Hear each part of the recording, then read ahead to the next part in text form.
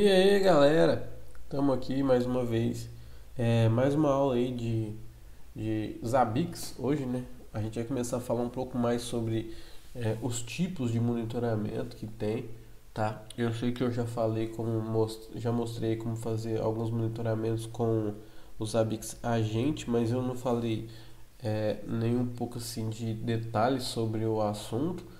E também aqui eu não vou tratar sobre instalações e tudo mais, porque eu já fiz essa parte. Então tem aula já pronta de instalação e tudo mais. E essa aula aqui eu vou falar alguns detalhes sobre comunicação, sobre algumas coisas que vocês precisam saber para fazer corretamente aí no ambiente de vocês, para vocês conhecerem a ferramenta e a partir daí saber se o processo é viável para vocês ou não, certo? Bom, então vamos começar, né?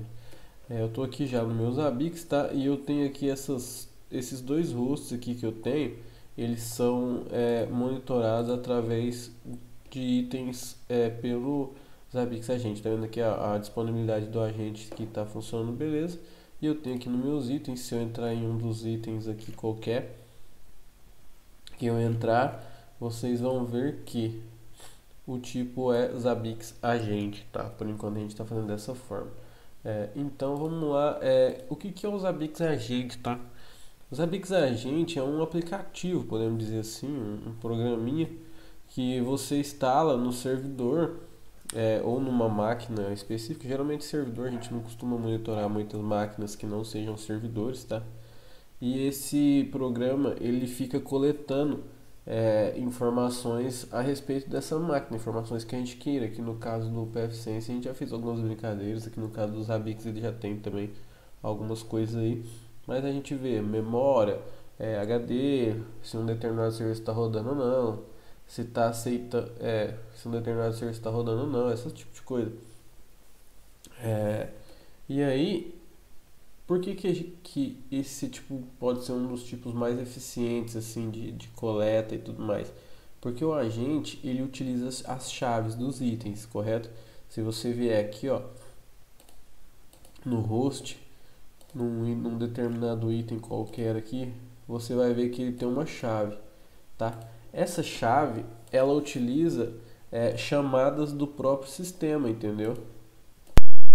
Cada chave ela é como se ela fosse correspondente a um determinado comando dentro do sistema. Eu quero saber o nome do host, então sei lá, é, é o comando tal dentro do Linux. Então, se a chave referente ao nome do host, ela é como se ela fosse o equivalente ao comando. É como se ela fizesse, como se o agente, quando você quisesse aquela chave, o agente fosse lá e rodasse aquele comando dentro do Windows, dentro do Linux, para ter aquela informação, entendeu? É uma coisa. Ele usa as chamadas do próprio sistema, os comandos dos próprios sistemas para obter aquela informação que você quer. Então ele é muito eficiente, certo? E quais são os sistemas suportados? Em que tipo de sistema que eu posso instalar o meu agente? Basicamente em qualquer sistema operacional. Ele tem versões para vários sistemas operacionais. Se você entrar aqui ó, no Zabbix Manual. Aqui, ó, o Zabbix Manual 3.4. Aqui ele tem uma lista de sistemas suportados, digamos assim, certo? Aqui, ó, em apêndices, ele tem muitas informações aí que você pode usar, tá? Tá vendo? Ó, instalação, os processos, a configuração de cada processo, saber a gente no Unix, como é que configura, tá vendo?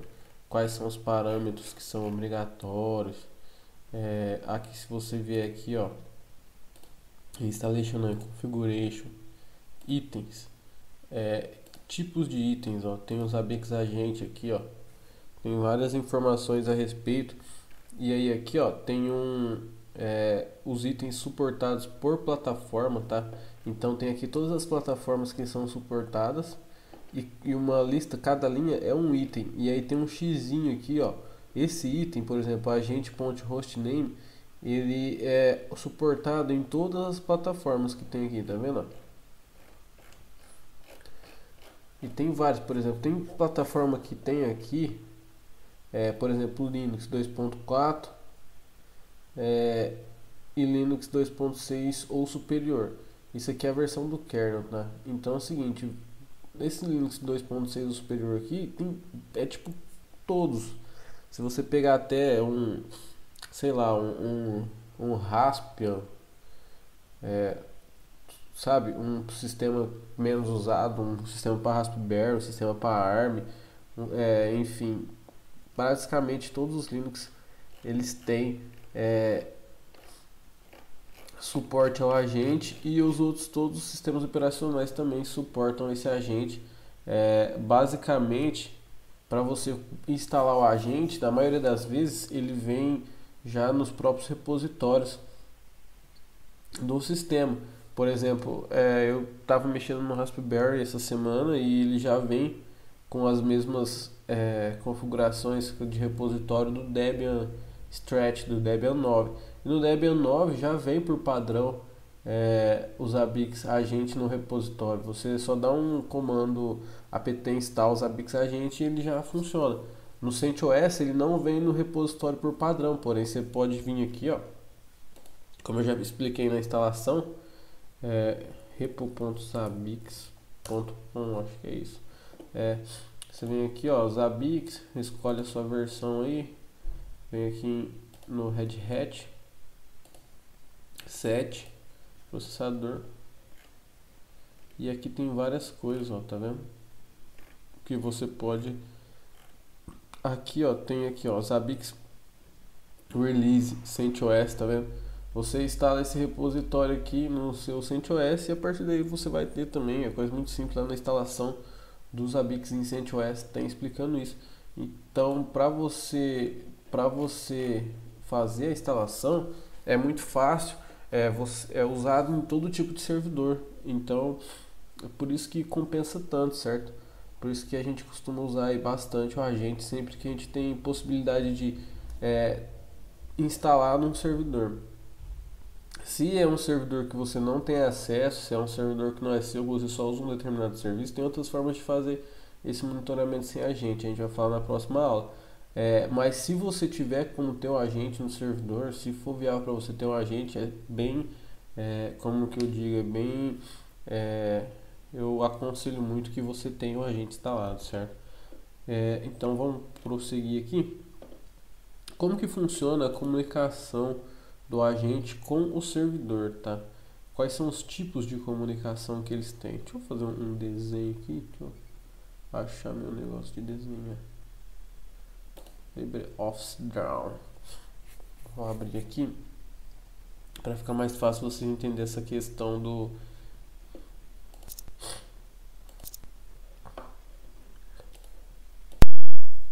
Então vamos supor aqui, ó, que eu tenha um servidor aqui na minha rede, certo? Esse aqui é meu Zabbix Server, então o servidor onde está instalado o Zabbix.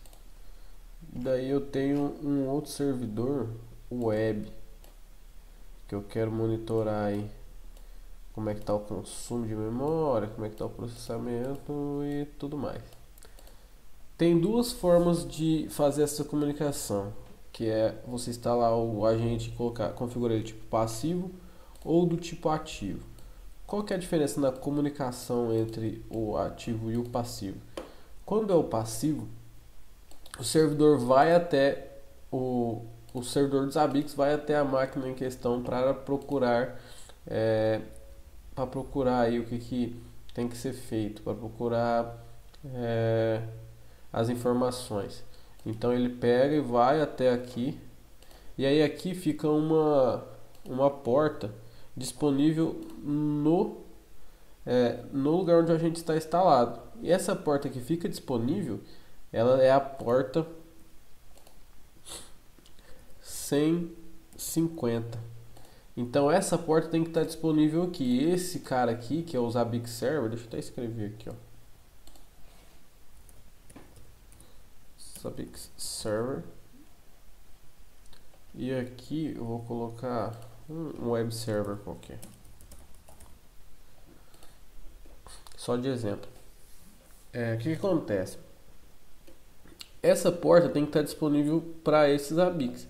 Então, se esse servidor aqui estiver na internet, você vai ter que fazer um NAT, vai ter que ter uma VPN, vai ter que ter alguma coisa. Essa porta aqui vai ter que ficar disponível porque o Zabbix vai até aqui e vai coletar essas informações, vai processar essas informações. A outra forma é o agente ativo. O agente ativo, o fluxo da informação é de forma inversa. Então, quem manda as informações aqui é o agente para o servidor. E aí aqui no servidor, a porta que ele recebe as informações é a 151, certo?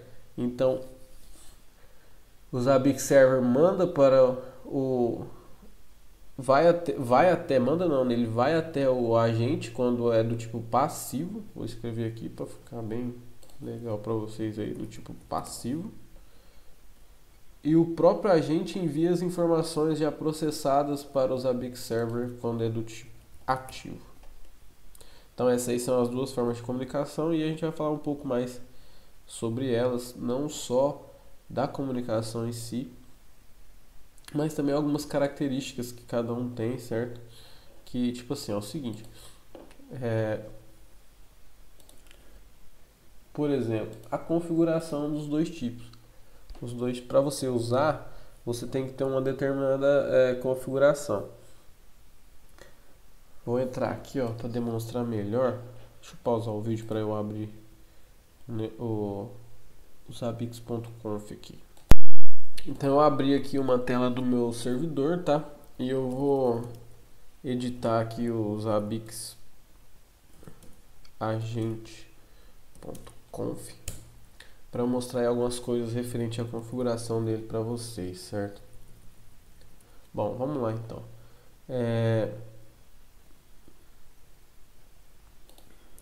Como que eu configuro isso? Primeiramente, vou mostrar aqui no servidor. Aliás, vou mostrar no host primeiro, que é melhor. Vamos lá, de novo no host. Deixa eu só clicar aqui. Aí. O que eu preciso fazer? O que é obrigatório eu ter configurado para que funcione bem tudo aí, certo?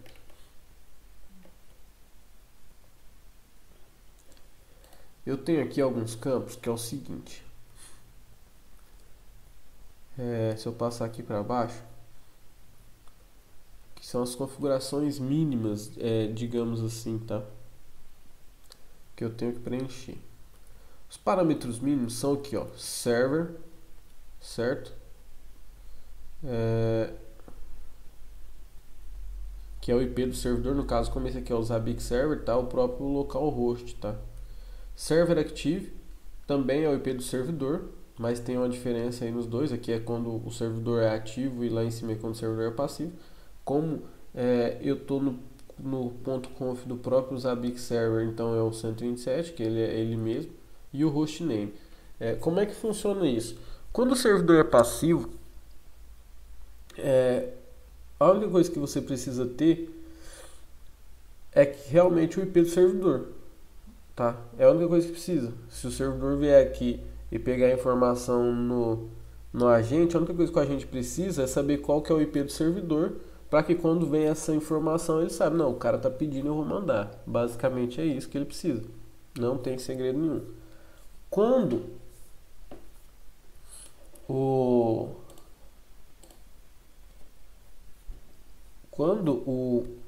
o agente é ativo, aí ele precisa que tanto o server active quanto o hostname no Zabbix esteja preenchido. Por quê? Porque ele ele confronta essa configuração. Ele manda essa configuração na hora dele se comunicar com o servidor para ver o que ele tem que fazer e tudo mais. Ele confronta esse hostname. Aonde que ele confronta esse hostname? Ele pega o que está escrito aqui nesse campo hostname aqui, certo? E confronta com a informação que está aqui, ó, no host, aqui, ó, nesse campo.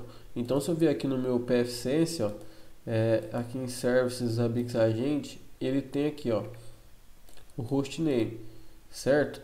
Tem o server active e o server. No pfSense fica aqui, num outro Linux normal fica aqui, e no Windows ele fica, essa página de configuração fica dentro da pasta onde você instalou o agente. Lá também tem um zabixagente.conf dentro da pasta de instalação.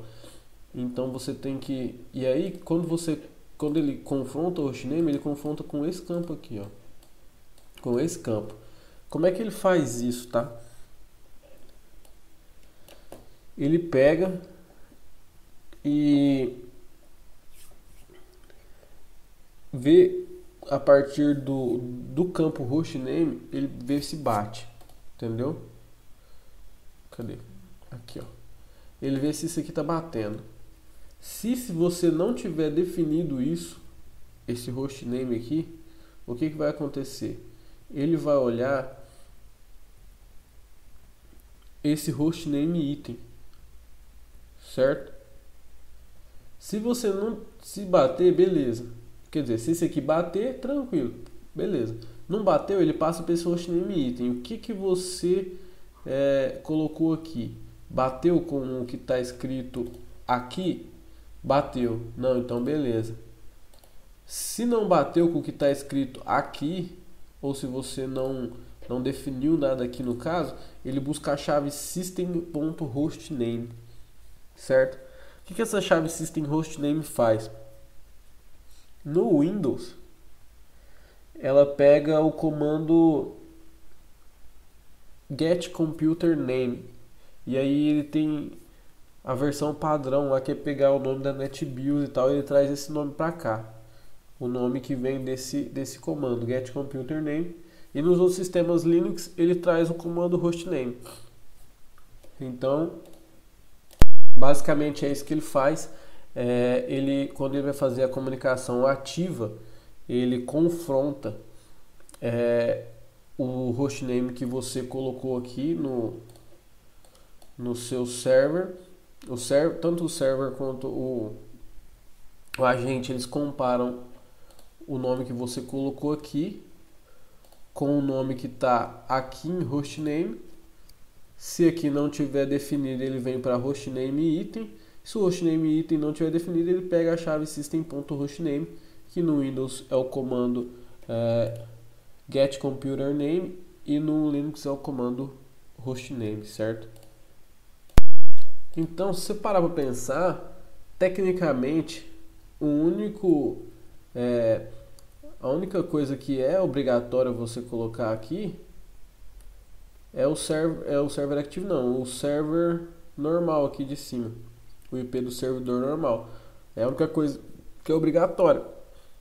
Na documentação oficial, se você procurar em português, ela fala que a única coisa obrigatória é esse campo server. Já na inglês fala que não. Então, sinceramente, eu não vou saber falar para vocês qual que está correto, mas como boa prática, eu sempre preencho esses três campos: server, server active e o hostname, pelo menos esses três. Outra coisa que eu gosto de preencher, porque eu uso bastante, é o Enable Remote Commands, que é para você poder fazer comandos através do... Aqui, ó, tá vendo que tá até o 1 já aqui, ó. Quando eu instalei, eu já deixei um para permitir, 0 é para não permitir e 1 é para permitir. Eu já deixei esse Enable Remote Commands aqui para poder fazer algum comando no servidor, fazer uma chave especial que traz a resposta de um comando para fazer aí a leitura de alguma informação, para fazer a coleta de alguma informação. Então esse aqui eu também deixo. Então basicamente eu deixo sempre, quando eu instalo um agente, eu deixo aquelas três informações preenchidas, e dependendo do que eu quero fazer no servidor, eu deixo essa quarta informação preenchida também, certo? Então na parte do client, lá do agente, a configuração é essa que a gente tem que fazer. Na parte do servidor, igual eu já falei, a gente tem que colocar o hostname aqui igual tá lá. De novo, não é obrigatório, porque o sistema tem formas de pegar essa informação lá, porém ele vai confrontar o que está escrito aqui com o que está escrito lá. Então, por padrão, por boa prática, eu sempre coloco o nome do host lá e depois eu venho aqui e coloco igual. Se você não precisa usar esse nome aqui na sua rede, ele tem esse campo aqui, ó, visible name, que você pode colocar aqui, sei lá, pfSense principal, principal da matriz, sei lá, você pode colocar qualquer nome que você quiser aqui para ficar mais fácil de você visualizar, o nome visível, tá? E aqui em cima tem que ser o hostname igual. Outra coisa que você precisa de obrigatório aqui na hora de configurar seu agente é a agente interface. No caso aqui do passivo, ele vai usar essas informações aqui para ir buscar lá no agente o que ele quer, o que ele tem que coletar. No caso do ativo, ele não usa essas informações aqui porque o agente ativo ele manda as informações para cá. Então você não vai usar isso aqui, ele não vai usar essa informação, porém ele não deixa você salvar se não tiver preenchido. Então já preenche do jeito certo, não tem por que você não preencher. E aí é o que você precisa fazer aqui do lado do server, na configuração, é só isso. Eu já falei a localização no caso do host, quando você vai coletar no host, eu já mostrei aqui, né, qual é a localização onde fica o arquivo do agente para você configurar lá onde a gente está instalado no Zabbix.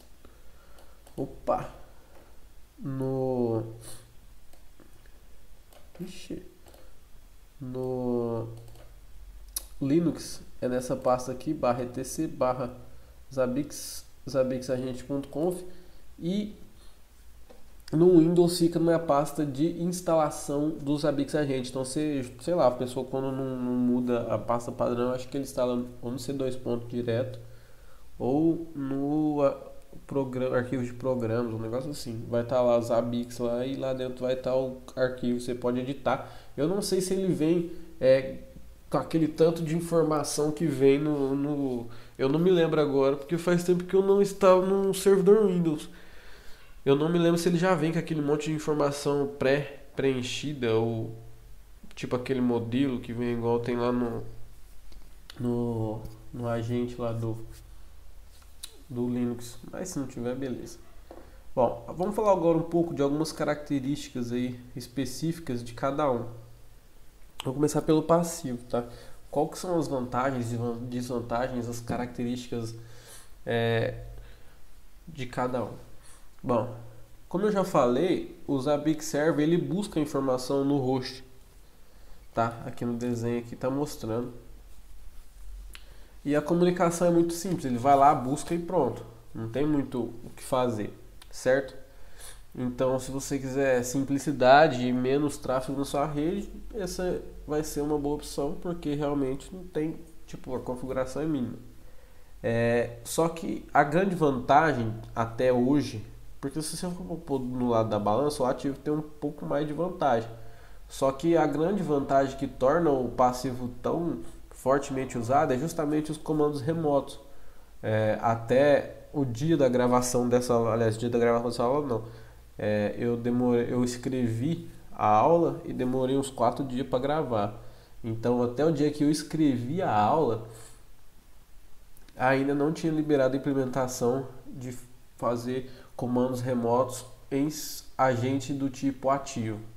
Não tinha como fazer ainda, só no tipo passivo, entendeu? Então, se você precisa de um sistema onde você vai usar comandos remotos no seu servidor, você precisa usar o tipo passivo. Você tem que ter acesso à porta, por exemplo, se esse cara aqui ficar numa internet e esse cara aqui ficar num outro lugar do mundo e esse aqui em outro lugar do mundo, você vai ter que ter um acesso via internet nessa porta aqui. Não tem como você escapar disso se você precisar usar o esquema de comandos remotos, certo? Eu dei uma pesquisada a esse respeito, tem uma postagem que o cara pergunta lá: mas o meu comando remoto não está funcionando. Isso é de 2008 essa postagem. Mas meu comando remoto não está funcionando, tal. E alguém fala: como é que está configurado? Está configurado assim e tal, agente ativo. Aí os caras: mas agente ativo não funciona, tal, beleza. Aí tem aí embaixo, aí o cara: mas podia funcionar até.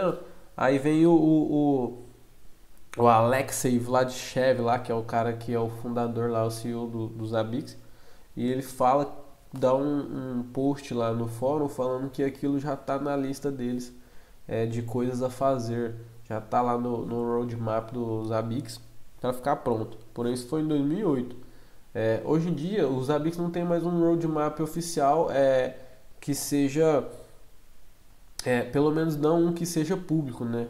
Ele não tem. Só tem um lá que é extraoficial. No extraoficial não tem nada para essa versão falando disso. E nem nas outras versões eu achei alguma coisa falando que ia desistir ou não. Então, sei lá, tá meio no ar ainda.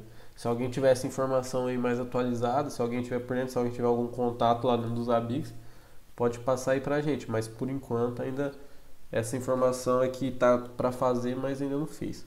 Certo? Então essas são o tipo passivo, basicamente são essas características. O server vem, busca informação boa, ele se precisar de rodar comandos remotos ele roda do servidor para cá, isso aí é tranquilo, certo? Da parte do ativo, como é que funciona isso, essa comunicação? O host é que inicia a comunicação, ele vai e acessa os Zabbix através da porta 151. O que ele faz nessa primeira comunicação? Ele faz aquele confronto, né? O server faz aquele confronto, os dois fazem aquele confronto de informações para ver se realmente a comunicação é, é válida, é direita, é legítima, né? E a partir daí ele pergunta para o servidor qual é a lista de itens que ele tem que coletar. Ele vai lá ao servidor, qual que é a lista de itens? É a primeira comunicação que ele faz. O servidor responde com a lista, você tem que pegar memória, você tem que pegar processamento, você tem que pegar não sei o que e tal, e vai falando. Aí o que o agente faz? Ele recebe a lista, ele processa essas informações, ele coleta essas informações e depois já envia tudo mastigadinho para o servidor, certo? Então, você vê que o processamento ele sai do servidor e fica no agente. Quem usa processamento, quem usa memória para fazer esse trabalho, quem faz o trabalho pesado, quem usa os músculos nesse caso é o agente, a máquina onde o agente está instalado e não a máquina onde o servidor está instalado. E aí ele com essa lista em mãos, digamos assim, ele só vai coletando e mandando, coletando e mandando, coletando e mandando. Ah, mas e essa lista se eu mudar alguma coisa, como é que funciona? O servidor, aliás, o agente, ele pergunta novamente da lista por padrão a cada 120 segundos. Se a gente ver aqui, ó, vai ver que tem um campo. Deixa eu procurar aqui. Aqui, ó, Refresh Active Checks. Ele a cada 120 segundos, tá? Ele vai lá e pergunta de novo a lista. O servidor manda a lista aí de novo. Aí ele compara se teve alguma coisa que foi adicionada, se não teve e tal. E a partir daí ele começa as coletas novas ou não. Ou às vezes tem uma coleta que não é mais para ele fazer, enfim. Ele renova essa lista a cada 120 segundos por padrão. Porém tem uma range aqui que você pode configurar que vai de 60 a 3.600. Então se você não quer que ele pega cada 120, eu quero menos, vai lá, coloca 60, que é o mínimo, né? Ou então, não, pode ser mais, aí você vai fazendo as contas aí, sei lá, meia hora dá 1.800 segundos, 3.600 segundos é uma hora. Então você pode ir de 60 segundos, de 1 minuto a 1 hora. Nesse intervalo aí, você pode colocar aqui, configurar e beleza. Certo? O que acontece? As vantagens dessa forma de comunicação é que caso o host esteja num ambiente aí remoto, que você não tem acesso ao firewall, você só tem que ter um acesso à internet. Você não precisa ir lá no firewall, sei lá, esse negócio, esse servidor onde você instalou o agente está lá, não sei na onde, numa empresa, sei lá, não sei quantos de distância, e você não tem nada a ver com essa empresa. Você só tem um serviço lá que você precisa monitorar, certo? Aí você não tem acesso ao firewall, ou você está num data center onde você não tem a parte de management do data center, você não gerencia o data center, você só usa a máquina virtual entendeu? Você não faz o gerenciamento da VM, você só usa a máquina como se fosse uma máquina qualquer. Você não tem acesso a firewall, não tem acesso a nada. Então, basicamente, você só precisa ter acesso à internet. Você vai lá, instala o agente, coloca ele no modo ativo, configura bonitinho. E aí ele tem uma conexão com a internet, ele vai até o servidor e pega as informações que precisa ser coletada, coleta, envia, coleta, envia, coleta, envia. Então, uma das vantagens é essa. Você não precisa configurar nada do lado do cliente a respeito de infraestrutura. Você só precisa ter a sua infraestrutura bem configurada. Seja por uma VPN, seja por um NAT, aí tá, eu não vou falar aqui sobre características de segurança, porque eu já falei em alguns outros vídeos, então não compensa. E quem tiver alguma dúvida também pode perguntar, não tem problema nenhum.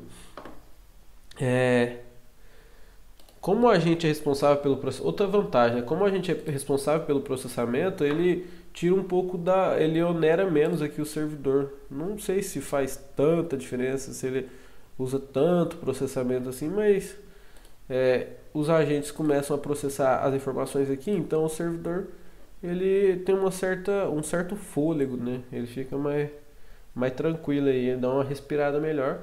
Se for tipo assim, se tiver 1000 hosts, só um for ativo, aí você passa dois para ativo, eu não sei se vai fazer diferença, mas pelo menos já tem aí uma forma, certo? Outra vantagem dessa forma aqui é que o agente ele tem tipo um buffer, onde ele guarda as informações por um determinado período, e aí depois ele envia. Então você pode ajustar esse buffer para ser um pouco maior, e aí ele começa a guardar mais informações dentro do agente antes de enviar para o servidor. Aí se essa configuração aqui, ou se essa comunicação aqui cair, se der algum tipo de problema aqui, ó, opa, não. Aí, ó, se tiver algum tipo de problema que cair essa comunicação, dentro desse limite que ele tem aí que você especificou, ele vai armazenar as informações aqui e quando voltar a comunicação ele vai mandar tudo para cá. Então a probabilidade de ter falhas no seu gráfico, quando você vai olhar lá no gráfico tem algumas falhas, sabe, umas partes que não tem gráfico assim, a probabilidade é menor de acontecer, tá? E sobre comunicação também tem outras formas de manter os agentes passivos, porém minimizando esse tipo de perda de comunicação em ambientes remotos, mas a gente vai falar isso mais para frente um pouco. Então, basicamente, falando só de agente, sem colocar o proxy no meio, sem colocar outras informações no meio, basicamente tratando só de agente, basicamente é isso. Tem essa vantagem do buffer, certo? Onde que eu configuro isso? Configuro aqui também, ó. Aqui, ó, buffer send, buffer size, max lines por segundo. Basicamente esses três campos aqui, ó. Option buffer send, option buffer size e option max lines per second. Aqui você ajusta o buffer para funcionar aí da forma que você achar melhor, certo? E aí você, novamente, eu tô te mostrando como é que é a ferramenta e aí você decide como usar. Bom, resumindo então, o modo ativo ele tem uma melhor performance e uma melhor segurança, além de poder ter esse cachê aí, esse buffer. Porém o tráfego na rede aumenta, porque esse tipo de comunicação dele, ele aumenta um pouco a quantidade de pacotes que passam na rede e o tráfego aumenta. Não sei se você tem que medir aí, né, a quantidade de aumento. Cada caso é um caso, se vai compensar, se vai te dar algum problema ou não, mas acredito que para dar algum problema vai ter que ter bastante tráfego para ter algum problema, né? E ele porém, tipo, ele tem essas vantagens, mas ele não faz comando remoto, entendeu? Então, sei lá, você tem que pôr no papel aí e ver o que você prefere, o que você vai precisar fazer e tal. Além de tudo isso que eu falei, que eu expliquei aí, a configuração dos Zabbix, ela pode ser criptografada, essa troca de informações ela pode ser criptografada, você precisar usar na internet e tal. Como é que você faz isso? Lá nas últimas linhas, ó. Deixa eu ver aqui. Aqui. Nas últimas linhas aqui, ó, tem algumas configurações de criptografia para você criar um certificado, tal, instalar um certificado, vai ter uma aula a respeito disso. É, eu não vou me aprofundar agora, vai ter uma aula sobre isso. Mas aqui no final aqui do arquivo tem algumas informações sobre criptografia. Então, se você usar aí comunicação ativa, qualquer tipo de comunicação que passe pela internet e não quiser que ela fique aí exposta, você pega e usa essas informações de criptografia para criptografar a sua comunicação entre Zabbix agente e Zabbix server. Opa, certo? Bom, galera, então, resumindo, é mais ou menos isso. Vocês aprenderam, eu não configurei nada, não mostrei nada aqui, porque eu já mostrei nas outras aulas, tá? Aqui o intuito é só fazer um catado de informações para vocês poderem aí saber quando usar esse tipo de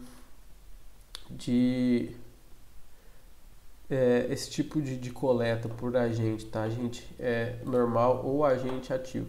Se você vier aqui, ó, no host, só esqueci de mostrar uma coisa, que é o seguinte: se eu vier aqui, ó, por exemplo, no PFSense, criar um novo item, tá? Na hora de configurar tem os Zabbix e os Zabbix agente ativos, agente e o activo. Você pega e escolhe qual você quer. As chaves basicamente são as mesmas, tá? Então não tem diferença entre as chaves. A única diferença é que quando você coloca o Zabbix agente, ele informa aqui, ó, a interface que vai usar. Quando você coloca aqui o Zabbix agente ativo, ele não tem a opção de interface, porque ele não usa aquelas informações. Porém, aquelas informações na hora de cadastrar o host são obrigatórias, como eu já disse. Então você tem que colocar de todo jeito. Então, se já tem que colocar, já coloca do jeito certo. Certo? Mas ele só usa se o Zabbix agente for do modo passivo. Bom, então resumindo, eu fiz um catado dessas informações sobre o agente. Expus para vocês e a partir daí vocês decidem a forma como preferem usar. Marcelo, mas quando é melhor usar os Zabbix agente, independente seja passivo ou ativo? Quando é melhor usar os Zabbix agente para fazer essas coletas e quando é melhor usar outro tipo de coletas, outros mecanismos?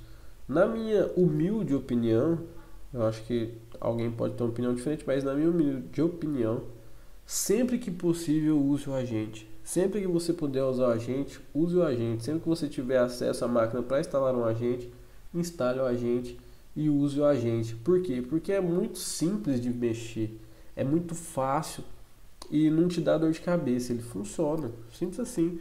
Na hora de instalar, você tem que preencher lá 3, 4 campos. E na hora de funcionar, ele funciona. Ele não fica dando problema, não fica parando, travando, nada disso. Ele simplesmente, você coloca ele lá uma vez, ele funciona praticamente para sempre. Basicamente é isso que acontece, essa que é a minha opinião. Essa aula ficou muito grande, então espero que vocês me perdoem por isso. Mas é porque o assunto realmente rendeu bastante. Bom, então fica assim, até a próxima. E obrigado pela atenção de todos. Espero que tenham gostado da aula. Até mais.